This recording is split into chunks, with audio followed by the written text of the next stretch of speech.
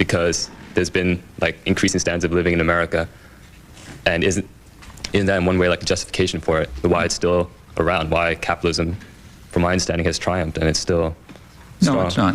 I don't think so. I mean, there was rising standards of living in slave societies. Slaves were much better off in the early 19th century than in the early 18th century. Is that an argument for slavery? Well, It's a terrible argument, you know.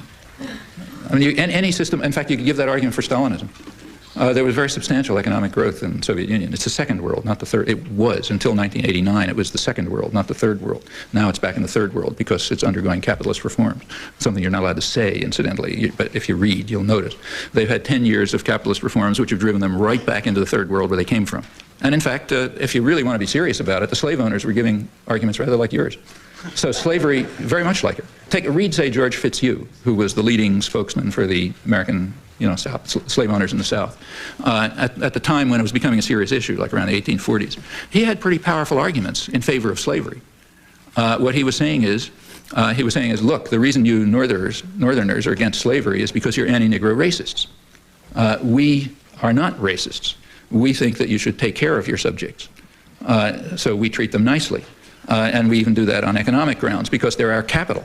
Like if I make an anachronistic analogy, if I buy a car and you rent a car, okay, and somebody comes a year later and has a look at the two cars, which car is going to be in better shape? Okay, well, mine, because I own it, so I'm going to take care of it. Not yours, because you rent it and you can just throw it away and get another one, okay? That's exactly Fitzhugh's argument. He says, look, we own people, you just rent them, so therefore we take care of them. We treat them well, we respect them, they're our capital, besides we have human relations with them, we're pre-capitalist, we still have human relations. You just treat them as tools under wage slavery, and they're much worse off. So we're the ones who are moral, you're the ones who are immoral. And in fact, under the slave system, if you take a look, it was reasonably efficient. Conditions were sort of improving. People lived better, slaves lived better in 1850 than in 1750. Okay, everything you're saying could stand as a perfectly good, not only could be a good argument for slavery, but was offered as an argument for slavery. Similar arguments were given for Bolshevism, or take, say, fascism. I mean, why was Hitler so popular? Hitler was the most, through the 30s, Hitler was the most popular leader probably in German history. Well, the reason is he carried out a social revolution. People were living a lot better. I mean, like not everybody, not Jews, for example, but Germans were living a lot better. It was very successful.